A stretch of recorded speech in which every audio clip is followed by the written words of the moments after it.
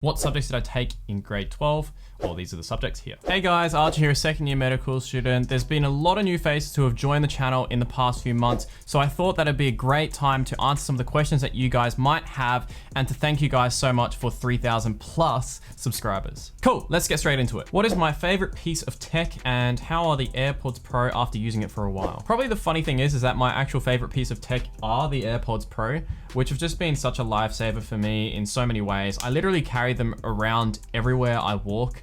And just the fact that they were noise cancelling was the reason that I had to upgrade from AirPods to get the Pro. After using it for a while, there actually is a little bit of sun damage to it, which I'm not really sure how it happened.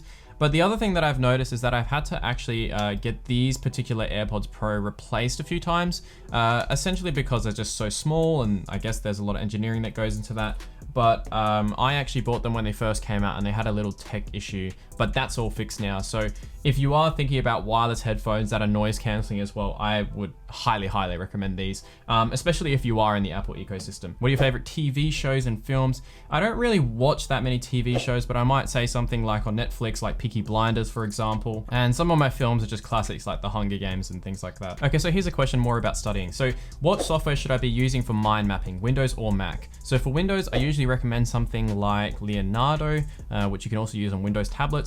But for Mac, usually I wouldn't recommend something for that because it's there's no touchscreen, so there's no writing involved, which is actually quite important in the mind mapping process. Those that are text-based are not really that good for learning. So I would say if you have something like an iPad, I use this app called Concepts. There's also this thing called Explain Anything, I think, and links for those will be in the description. Why do you like studying so much?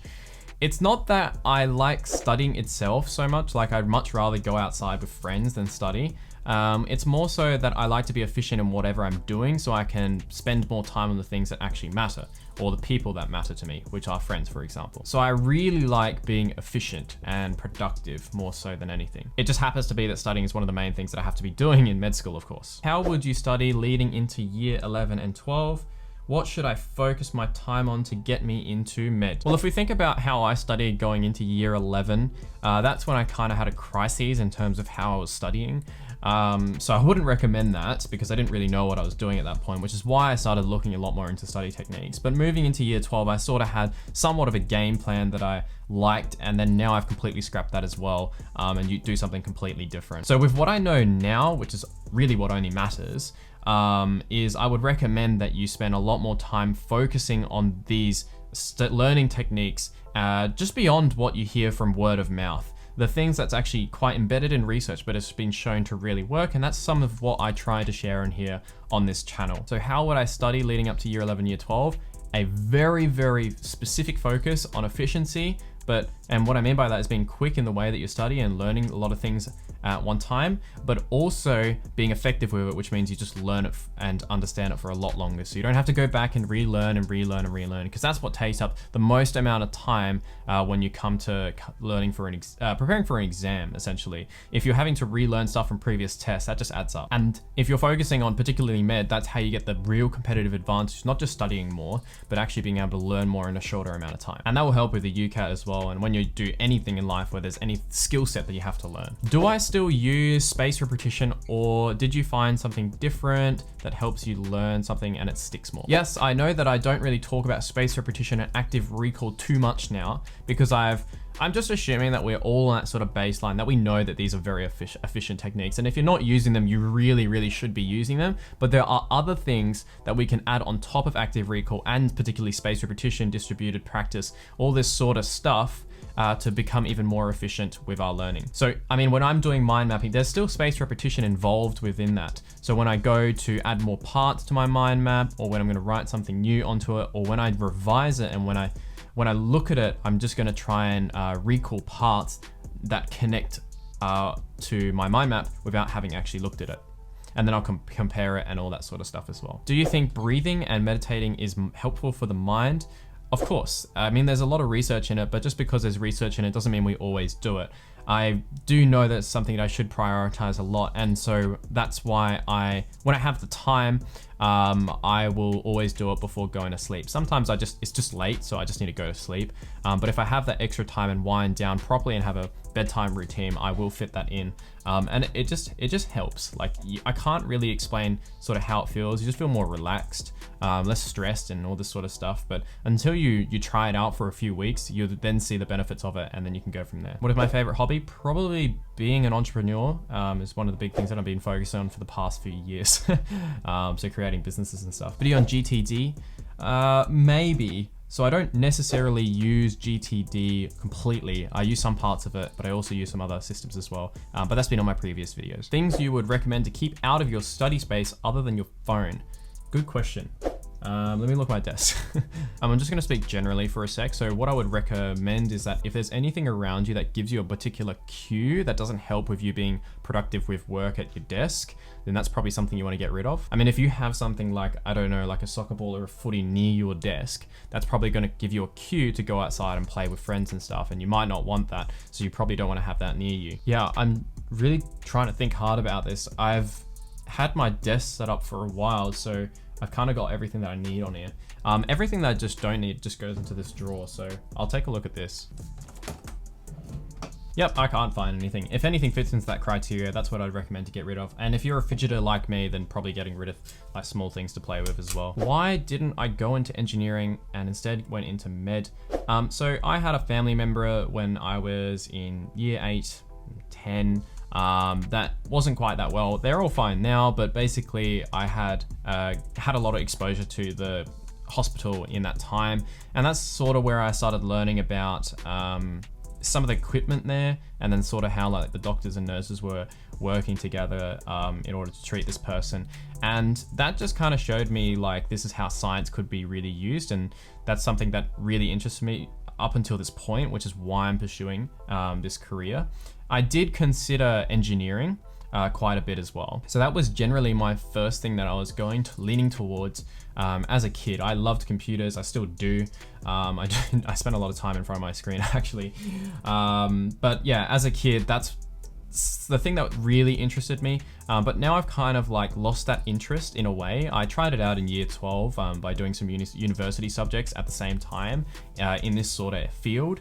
But I just found that I could still do this without having to be in a university course for it. So I still fulfill that interest just on the side of learning medicine. And particularly the reason that I went for medicine over engineering is because of this reason. Is biology or physics harder in high school? Physics. Like, of course. How to study for each subject? That's a huge question. And it kind of depends on which subjects, but I guess you just study. I don't know what to say. Postgrad or undergrad? Undergrad. Did you ever doubt that you would go to med school? Of course. That's all part of year 12 as well. And there was a lot of uncertainty between, you know, my year 12 break between year 12 and uni was basically me just stressing out if I was going to get my medicine offer. And then I was lucky enough to actually get 3 in the end. But it's just, yeah, the stress is always going to be a part of year 12. So it's all about how you can manage it. And that's why I spent a lot of time looking in how can I actually manage that? What does the science say about that as well? Advice with balancing a relationship in year 12. I think you just need to make your expectations clear about what time you want to spend with each other.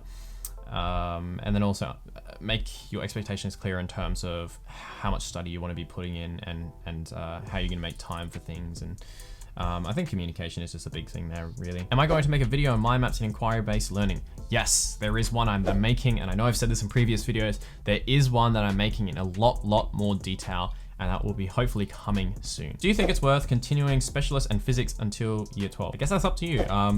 Depends if you think that you're going to get a really high score in them. If you don't, then probably don't do it. Some quick tips on how I can balance studying for all 6 of my subjects. Quick tips probably won't help, basically because that's a lot of time that you're going to be spending for those 6 subjects. So what I'd recommend is checking out some of my other videos on time management. Can you give me some life advice for me? I'm 16 and I want to do med, and I love your videos. Awesome, man. I don't have that much life experience, but I guess I'll try. I guess one of the big things that I kind of live by is I say yes to a lot of things until all my time gets filled up but I'm trying to create, this is something I learned from Ali Abdal, essentially increasing the surface area for serendipity. Basically what that just means is that if you do more things and say yes to more opportunities, there's more, you're increasing your luck. You're increasing the likelihood of something good or some good opportunity coming up for you by saying yes to a lot of things. And I guess one of the biggest things with that is trying to be open-minded and keeping open-minded wherever I can. Without open-mindedness, there's no way that I would have been able to change my study techniques, because I would have had these sort of concerns about, if I'm going to change the particular way that I'm studying, my grades might be going down, or this isn't what everyone else does, so this must be wrong. These sort of things. If I was closed-minded, I wouldn't be able to be as quick as I am right now with studying. How do you feel about medicine so far as a second year student? It's going pretty good. There's just a lot of stuff to manage as well, but I'm pretty excited for the few years ahead, and I'll be doing some vlogs hopefully of that as well. Number one piece of advice for people going into year 12. The biggest thing that I'd probably say is, I'd actually recommend overstudying for your first test, just because you don't know what year 12 is like yet. And I just know so many of my students who get tutoring from me after their first test. Usually their first test is the ones that they bombed, and that happened in my class as well. People underperformed just because they weren't ready for the jump from year 11 to year 12. So that's what I'd recommend, yeah. If you wanted to change one thing about your med journey so far, what would it be? Ooh, good question. I guess the studying that I now do is quite different to the way that I studied last year. So I guess that would be the biggest thing that I wish I knew earlier, is this whole thing about mind mapping, inquiry-based learning, all this sort of stuff. Because last year I was just on the active recall space repetition train. What's my favorite uni subject at the moment? Currently pathophysiology, which is just basically us looking at ECGs and looking at all the stuff to do with the heart, and then how it works and everything, and then now looking at the pathology about how it doesn't work and spotting those things. That's probably the funnest thing. Has digital notes helped me significantly compared to paper? It's not really that it helps you learn more or something like that. It's more of just a convenience factor that all of my stuff is just in this little iPad instead of these, huge pile of books that I used to have for high school, and that actually had an impact on my back, which is why I thought about getting the iPad. Is it ever too late to start UCAT prep? I mean, yes, a week out from the UCAT, but if you are sort of asking this question now and you haven't started UCAT prep, I would highly recommend starting. Was English ATAR tough for you as well? Yes and no. I had a really good teacher who was able to support me, but English is historically the subject that I dislike the most, and also the one that I feel like it's hardest for me to improve in. But it actually ended up being one of my top subjects, which was quite interesting. I'm potentially thinking of making a video on how to do better in English assignments, maybe even tests and exams, but if you want to see that video, make sure to comment below and I'll see if I can do that. Okay, so we've also got some questions from TikTok, and if you're not following me on TikTok, you definitely should be, because I'm actually releasing quite a lot of content on there. All right, so advice on how to study for chemistry. I mean, for chemistry, there's not that many concepts, at least at a high school level. And if you really understand those few ones, then you'll be able to do a lot of the other questions that you have. I mean, there's a little bit of info that you need to memorize as well, but most of it is just understanding an application, which is why you would use things like mind mapping and inquiry-based learning here. How do I genuinely get into the subjects I'm interested in? I'm not in VCE yet, but I just want to consolidate my foundational skills. I mean, let's just talk about as well, when you have subjects that you're not interested in, this is where the inquiry-based learning thing really pays off, is that because it's based off your curiosity, if you can create some questions that relate to things that you're interested in, then you can still get some increased level of learning by going in that way. And so often when I'm learning things about plant biology, it's really not interesting to me. So I'm quite interested in physics, so I just see how I can relate, how does chlorophyll relate to the electromagnetic spectrum, and absorption and of light and all that sort of stuff. So that's just a good place to start, and then you can move on from there. Did I make mind maps for English? If so, how? Yes, I did, and it's kind of hard for me to explain, but generally you want to have mind mapping between the themes and the techniques. And a lot of people go for the techniques and try and find the themes based off that. but really you want to be approaching it in the opposite way. You have the themes and then you look at the techniques that support that theme. So it ends up being like a pretty nice mind map as well. How to study effectively for the humanities subjects, business studies, history, etc. I actually don't have much experience with this. I do back in year 10, but that's when I had ineffective study techniques.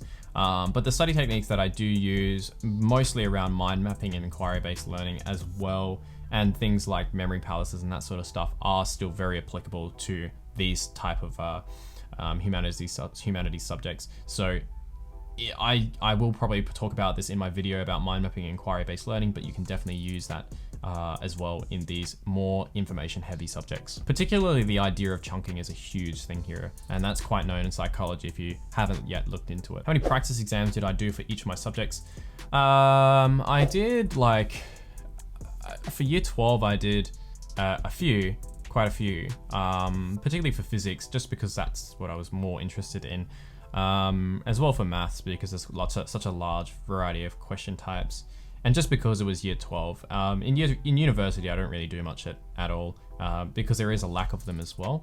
But you shouldn't rely on practice exams to figure out where your issues are. Practice exams are usually an opportunity just to see if you can cope with the time pressure and all that sort of exam-specific issues. If you're trying to figure out what concepts you're bad at, you should be doing maybe a worksheet of past exam questions in your exam study guide or something like that. What devices do you use for educational purposes from year 11 till now? Okay, so I got some stuff like Forest. That's something I really liked. I have my iPad. I have my AirPods. I got some Beats for my birthday. I got my laptop. And those are really all I use now. And I kind of built on from it. So you can see that my old laptop is here. So for year 12, these were the things that I was using. But before then, I was kind of just a paper guy with my old Mac. But ever since moving to my iPad, I don't want to move back. Any tips for people in year 10? Learn how to learn. What am I studying now, and how many hours did I study in year 12? So I'm studying medicine, obviously, but how many hours did I study in year 12? I don't really count, and I get this question quite a lot, and it's really hard for me to answer. But generally, like, when people were in class, I would just be studying on my own at university, because I didn't really go to class. That was a special thing that I could do because I was doing university subjects at the same time. But generally, like, even with that, I wasn't even studying that much, because I'd be able to go at my own pace and cover only the relevant content. And a lot of people are just like, how do you know what's going to be tested if you haven't been in class? But, you know, there are like subject outlines out there that you can be using and things like that. So how many hours did I study in year 12? I'd generally say, like, on a non-exam week, I might be doing like 2 to 3, 4 hours across 2 days on the weekdays. So I generally wasn't studying that much on weekdays. And then on a weekend, I'd probably study 5 hours across the whole weekend. Then when it got to exam week, obviously that went up, but that was only possible because I knew that I was doing what I needed to get the grades that I wanted, which was just an A+, right? I wasn't aiming always for 100%, only when it came to the exams where it really mattered, at least in my state. And you know, I could only do that because, one, I had a level of efficiency that I was comfortable with, but I was getting the results that I wanted as well. So the only thing is, you kind of can't reduce your amount of studying until you know that what you're doing is going to work. Otherwise, you're just going to be always studying because you'll have that uncertainty and that risk in that you might not get the grade that you exactly want. And to be able to do that, you need to have pretty strong techniques behind it that you can rely on. Studying 3-4 methods at the moment, and I feel like I should write questions I get wrong in a notebook dedicated to maths errors. Is this a good use of time? I wouldn't rewrite them. I'd keep a note of which questions though. But generally, the biggest thing is that you should just be spending a lot more time trying to analyze why you got those wrong, rather than just writing them down in a book and trying to remember that question for next time. If you can really analyze it, and if you take a look at my video on how to study for maths, and then you'll realize that the whole thing about Kolb's exponential cycle and how you can be more reflective and analytical to that, and that would definitely help with that. Cool, thanks for sending in all those questions, guys, and if you have any more, make sure to just send them in my Instagram DMs or chuck them in a comment below, and I'll get to them as soon as I can. If you want to do more of a personal Q&A when asking more questions about my life or something like that, then I'm happy to do that as well, but let me know, and I'll see you guys in the next one. Bye-bye.